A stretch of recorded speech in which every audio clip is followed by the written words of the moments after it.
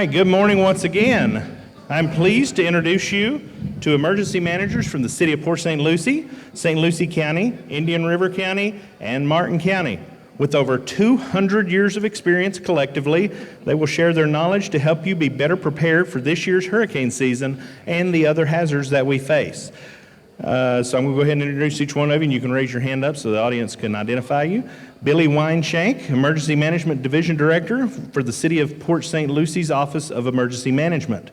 Myself, I'm Shane Ratliff, the Emergency Operations and CRS Manager for the City of Port St. Lucie Office of Emergency Management.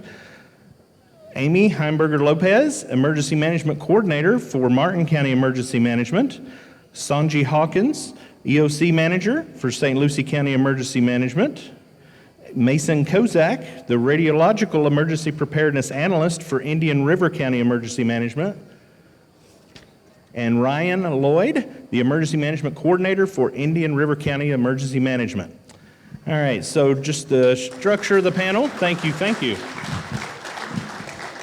So just the structure for what we're going to do in the panel today, we had put out on our webpage quite some time back soliciting questions for the panelists. So we've got the questions here, and we've incorporated them into the panel. Some questions will be directed at the entire panel, and some are just going to be to specific people, and then we'll allow other ones to extrapolate on it if something's different, because again, we're representing 3 different counties here and 4 different jurisdictions, so some things may be a little bit different from one county to the next, so we'll allow for that for each one to say something if their county is different.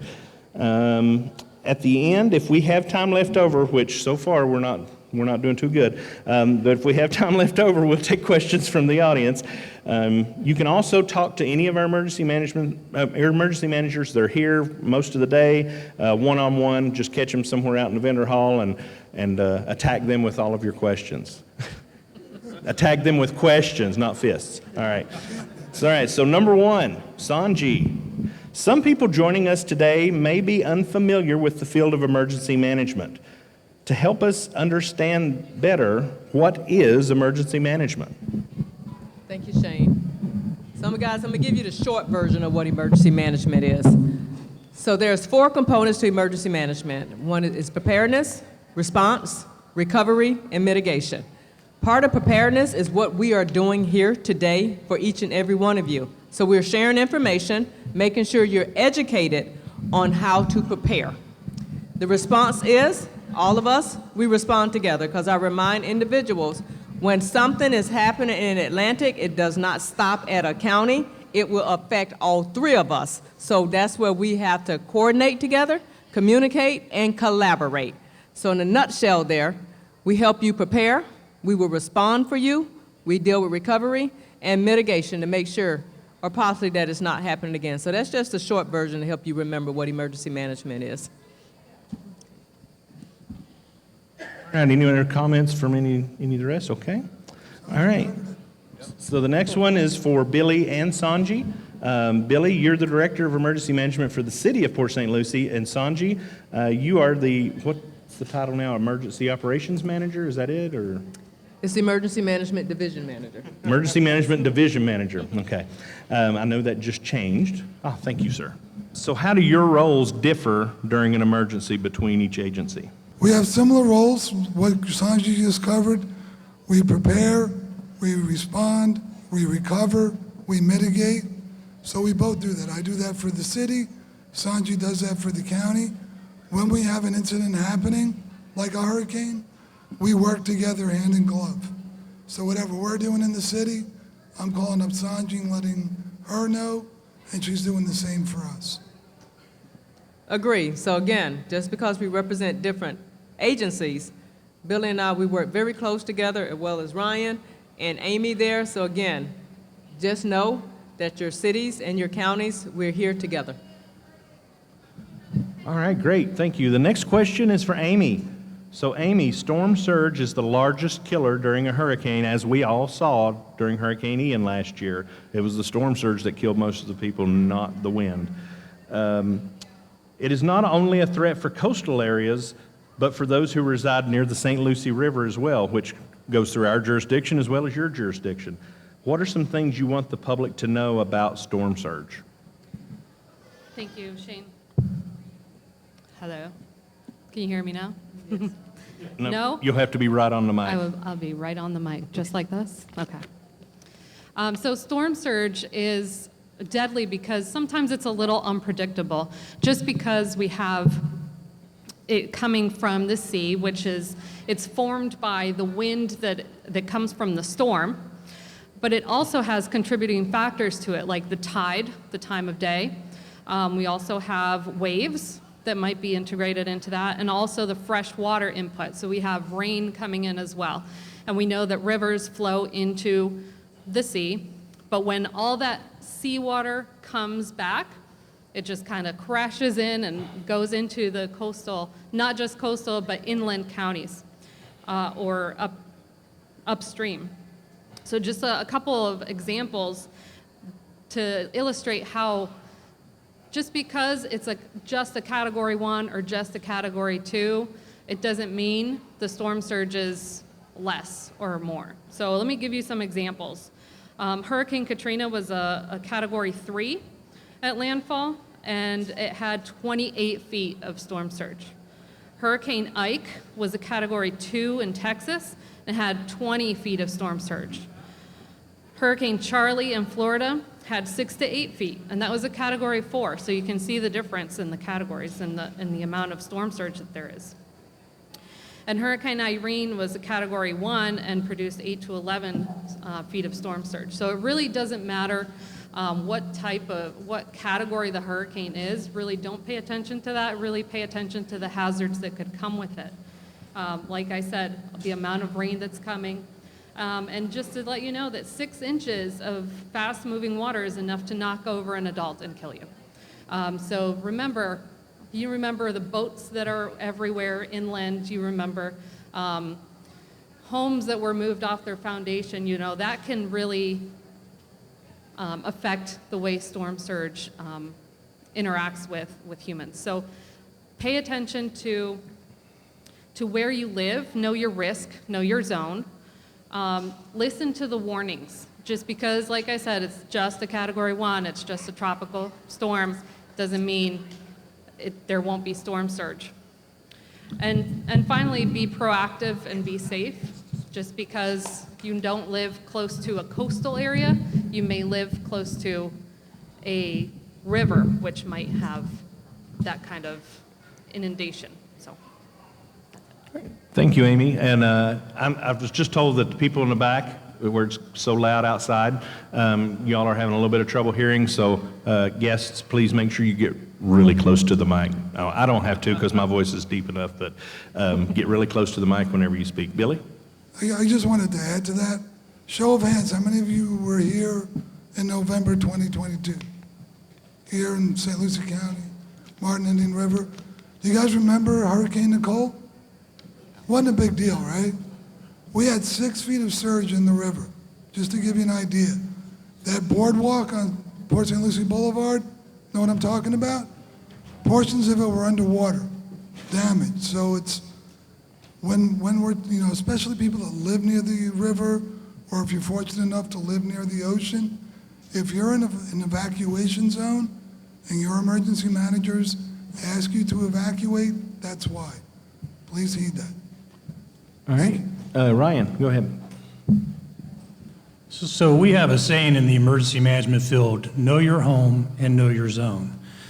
As we would assume that most of you live in different communities along the Treasure Coast and perhaps South Florida. After this Hurricane Expo, take some time to learn if your home is in a flood zone or if it's in a storm surge zone. Typically, you can go to the emergency management program that oversees your area and find that information. This is critically important for you to have and for you to know and make your plans on what could happen at different levels of flooding and storm surge.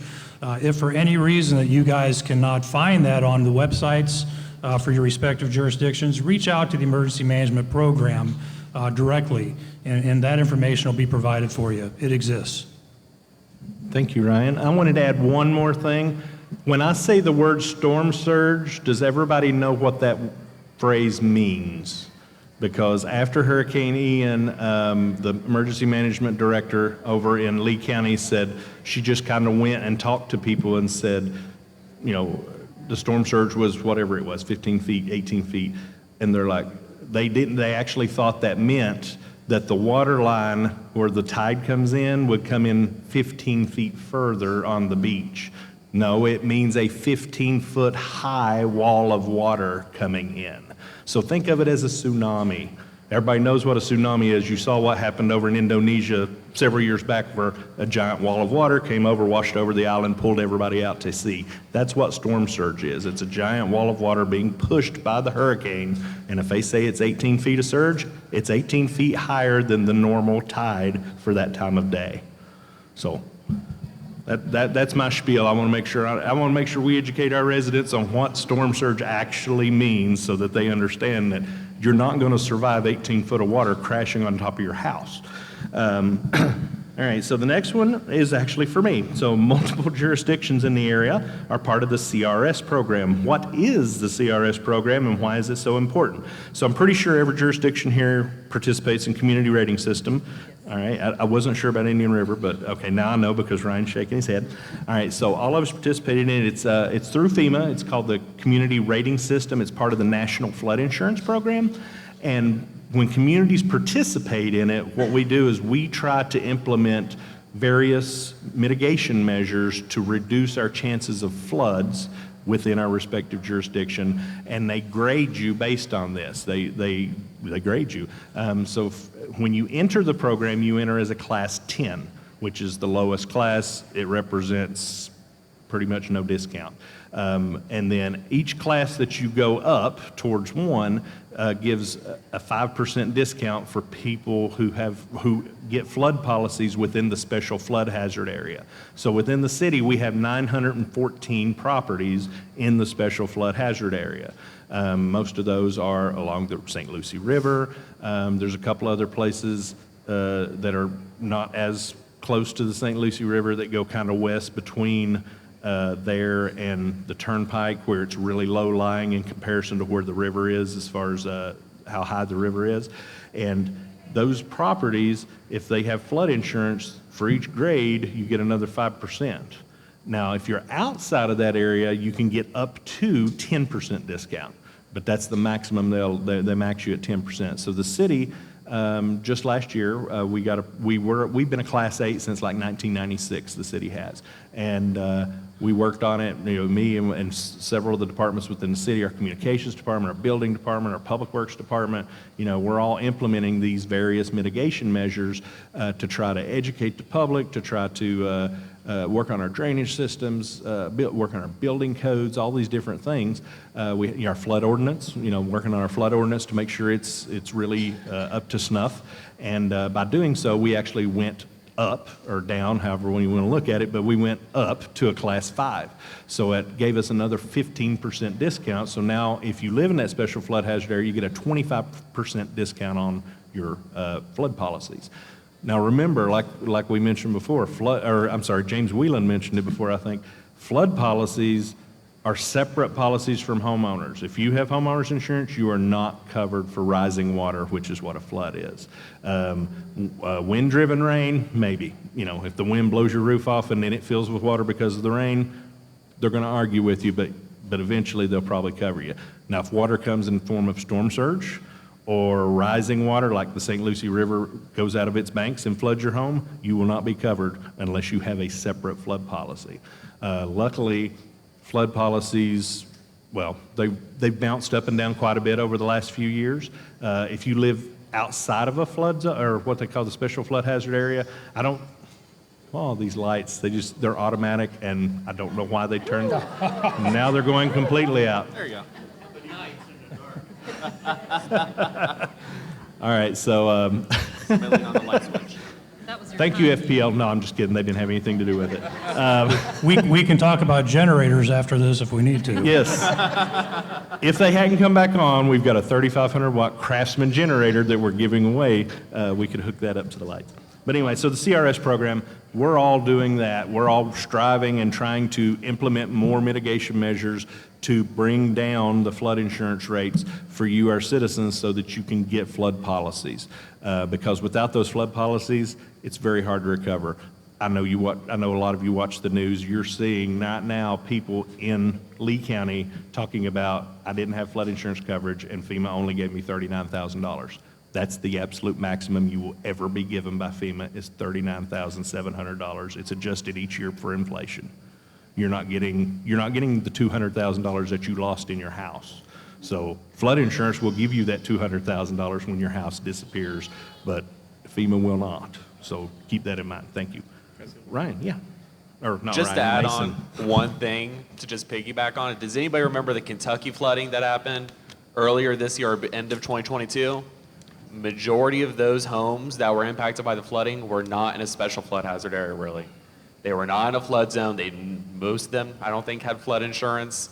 It's just something to take in consideration. Know your home, know where I know in my neighborhood, I know where it usually gets a little more water stands. Just know where it goes and trust yourself and know your policies. Correct. I'm originally from Kentucky, from that area where those happened, and it happens all the time, almost every spring. They have spring flooding up there because the water hits the mountains. It has to go somewhere. Here in Florida, everywhere is a flood zone, to be honest, because we're flat. So when the water hits, it's going to try to soak into the ground for a while, but eventually the ground can't hold anymore, and then it just starts to rise. All right, next one, Ryan, this one's for you. Evacuations are ordered by the county. What constitutes calling for an evacuation? Well, just real quick, on behalf of the Indian River County Department of Emergency Services, we'd like to thank the invite to come down today to speak with you and be part of this panel. It's the first time I've ever been here, and I believe this might be the first time our program's been here, at least in modern history. But now moving on to the question, the order of an evacuation is one of the most critical decisions that an entity makes during a disaster and emergency, and it's not something that's taken lightly. Every storm is different, and when a major hurricane approaches, there's different dynamics that we look at. The two common ones are the storm surge, the amount of rain, also the wind speed, and the speed that the storm is moving.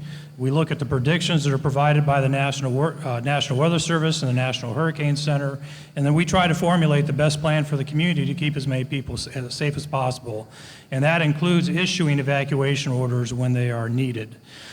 One of the things that we have to think about when ordering an evacuation is we also have to coordinate now with our shelters. You can't order an evacuation and not have your shelters open and ready. So when that decision is made, we're already talking with our shelter folks.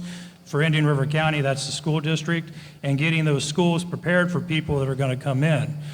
Remember, I can't speak for other counties, but the schools, those are life rafts. They are not luxury shelters.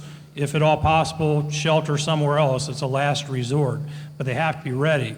Now, if the schools are in session, it takes a little bit longer to get those schools prepared for a shelter setting. If they're not, if it's basically June, July, or the first part of August, we have a little bit more time to maneuver when issuing the evacuation. The next thing that we really have to be concerned with in evacuation orders to ensure that we have consistent public messaging through our program and also the public information officers. Each county typically has several different public information officers, so we form what's called a joint information center.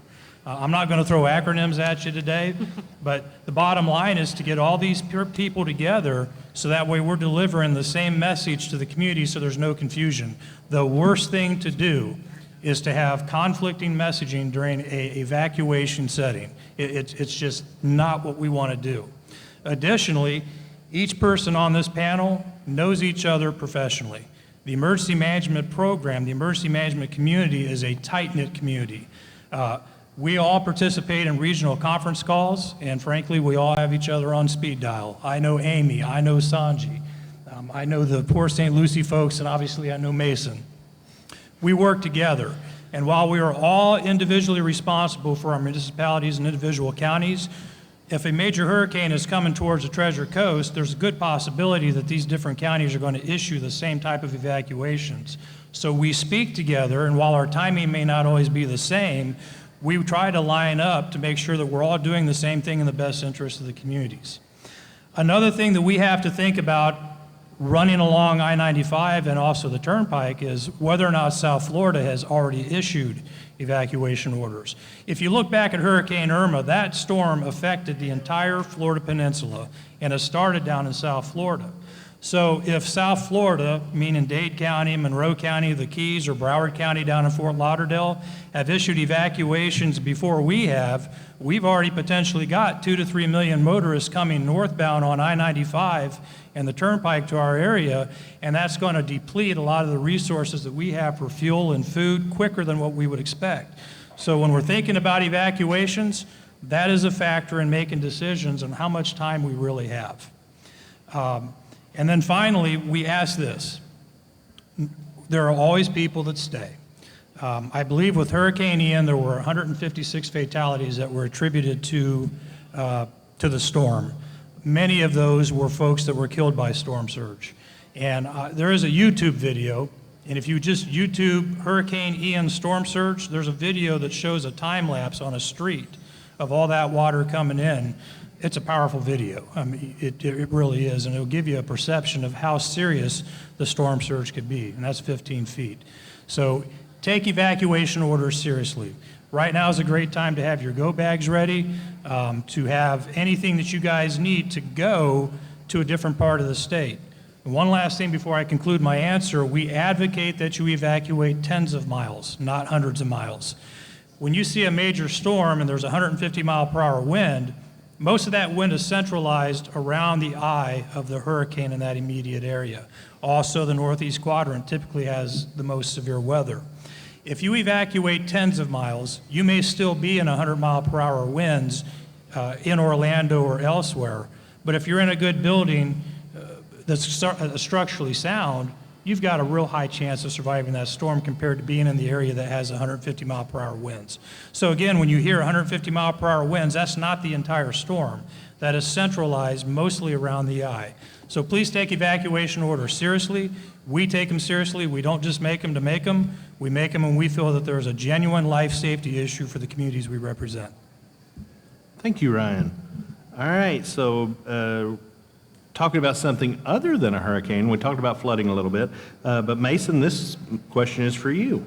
So St. Lucie County has a nuclear power plant located on Hutchinson Island.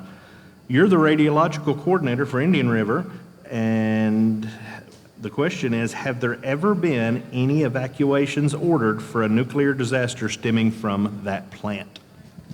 Well, first off, I just want to start, raise of hands. Who knew that we had a nuclear power plant here in St. Lucie County? Okay, that makes me feel good. Sometimes I'm out and about and I'm talking to a group of people and they're like, I had no clue there was something there on Hutchinson Island.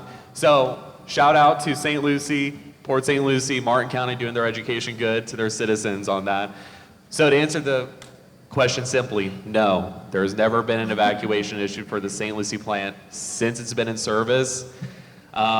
I know there's a lot of action movies out there. There's a lot of comics, or to a point that kind of hype up it. I have the privilege of working with FP&L, a lot of their emergency preparedness staff. I'm not like a paid ad for them. It gives me good confidence in what they're doing out there, the planning that they do, all the drills that they do for any kind of hazard. So no, there hasn't been an evacuation. They are doing good stuff out there. They're planning all their other plants across the state. Thank you. Nuclear is actually very safe form of energy. Very safe. And we try to preach that whenever we're doing our education campaigns for those who, because you hear radiation and people just freak out. They think of Chernobyl. Well, remember, Chernobyl was in the 80s by a country who was not very good with nuclear science anyway, and that's what happens. But so don't think that I don't think we ever have to worry about a Chernobyl happening on Hutchinson Island. No. All right, next question. So Amy, another one for you. All right. Pets are important family members to consider during an emergency. Do shelters allow animals? Well, a short answer is yes and no. Who has pets? Who has a plan for their pets? Oh, less hands. Oh, no. Right, so Not all shelters allow pets. That's why we have pet-friendly shelters. At least in Martin County we do. And you guys can say you have pet-friendly shelters? Yes. I'll tell you why. Because in 2006 we had an amendment to the Robert T. Stafford Act, which now requires that local emergency managers and state emergency management provide for pets. And that is the Pets Evacuation and Transportation Standards Act, which has a really fun acronym, the PETS Act. So now we provide for pets, and we have pet-friendly shelters. You do not need to register your pets for our shelters in Martin County, but you do need to stay with them. So if you do evacuate and go to a shelter, you can come to a pet-friendly shelter, but you need to stay with your pets. General population shelters, which is a different type of shelter that we have, is just for humans. And we do not allow pets there, but we do allow service animals. Does anyone know what a service animal is? Yeah. It's a dog and a miniature horse, which I've never seen someone use, but I wish I did one time. But we allow dogs and miniature horses as service animals in any of our shelters. They can come with us because we do not separate the service animals from their owners. So yes, we do allow pets in our pet-friendly shelter, and no, we don't allow pets in any other shelter, but we do allow service animals in all shelters. If you do have a pet that you can't evacuate with, you can't leave them with family or friends or bring them with you, in Martin County, we have the Humane Society of the Treasure Coast, which can house your pets without you, so you can leave them there. However, you do need to register for that one, and you need to provide your vaccination records, you need to provide their food, you need to provide everything for them. We don't require vaccination records in the pet-friendly shelter, but we do require that you bring everything that your pet needs, like a cage to be in, a kennel, or food, their treats, everything that they need to survive, just like you would bring for yourself. They need everything as well. Thank you, Amy. You're welcome. Where was that at? Oh, okay. Oh, and in your bags, the black bags that you got when you came in, there's more information, and it's got St. Lucie and Martin. The Humane Society gave us flyers to go in there, and it tells you certain vets that have boarding facilities that will emergency board your pets. So it's on I think it's a green sheet of paper that was in your bag when you got it today. All right, so the next question is for Sanji. Sanji, Alert St. Lucie is a local mass notification alert system used to deliver emergency and non-emergency messages to residents who sign up. Why should they sign up for it? Well, to receive messages. So, raise of hands, how many are already registered with Alert St. Lucie? Oh, wow. More than I thought. Alert Martin? Alert Martin? There you go. Yes. Thank you. Alert Yes. Alert Indian River? Alert Indian River? Hey, nice, nice. Representing. Very nice. So the importance of signing up for your mass notification there. We want to make sure you have the latest and timely information, and then the only way to get that is right now probably through an alert system. How many of you guys have cable television? How many have streaming? So what's happening with the streaming, because if you're not connected with the news channel that's running the news right then and there, you're not getting that information right away. So with emergency and non-emergency notifications there, you can get notifications on boil water notices. Our law enforcement also uses the same mass notification to alert you about what's going on in the community. So part of preparedness, remember I told you about the 4 phases of emergency management? Preparedness. You're going to have to take that piece of that preparedness to help yourself with that. So make sure you are signed up to get the latest information so we can help you, because that's how we're going to share information about what you need to do. That includes evacuation orders. That includes what shelters are going to be open. That's how we're going to relay that message to you. Sanji, thank you very much. And that website is stlucieco.com. gov.gov/alert. So, and Indian River, Ryan, what's your alls?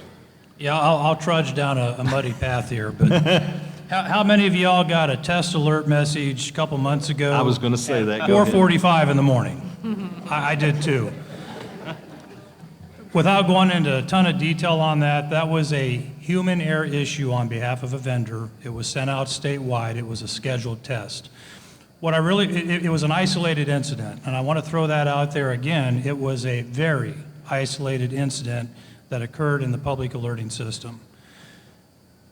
After that incident occurred, there was a lot of political things that occurred for 2 or 3 days, but what really concerned us as professionals is that there were several media outlets that were telling people how to disable emergency alerts on their phones and their devices. Folks, we ask that you please not do this. The alerts are designed to provide critical information that could be life safety. It's not just storms. It's not just some of the things that we're talking about here with Hurricane Expo. Our programs can use those messaging for active shooters, for all kinds of different emergency scenarios. And if you disable those, you're not going to get them. So we ask that you please have confidence in the public alerting system that's been out there for years and not judge it based on one isolated incident where there was human error.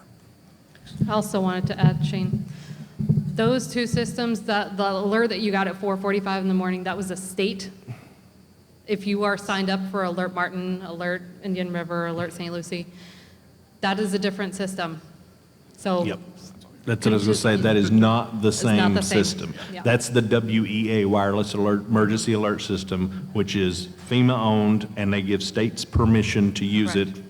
And basically, it goes to every phone that's in a cell tower that's chosen by the system. Well, that day, it was chosen for all 22 million people in the state of Florida at 4:45 in the morning. But it had nothing to do with our individual county alert systems. That's a separate system that you have to sign up for in order to get the alerts. So please sign up for those. All right, last question is for Billy. All right, how can the residents of Port St. Lucie be proactive in protecting themselves in a disaster? And what are the 4 things you want them to know to protect themselves? So we're partners with you. We all partner together up here. We work together, but we also partner with all of our residents. And for you to remain as safe as you can, get through storms, tornadoes, whatever, to the best of your ability, there's things you need to do as well. There's 4 things. It's like a catchphrase. Know your zone, make a plan, build a kit, and stay informed. How many of y'all got those cards today in your black bags? I see one right there. On that card, there's a little QR code on the bottom right, I believe, and that'll take you to a video kind of giving you the same instruction. Know your zone, know if you're in an evacuation zone. Build a kit, have an emergency kit ready in case something comes our way. Stay informed, just as we were talking about. Alert St. Lucie, Alert Martin, Alert Indian River, and make a plan. Everybody's family is a little different. Some of us take medicine, some of us don't, things like that. So you have to kind of plan ahead, you know? Plan ahead to have 30 days worth of medicine, food for your pets, whatever it might be. So those 4 key things are going to keep you whole until we can get to you.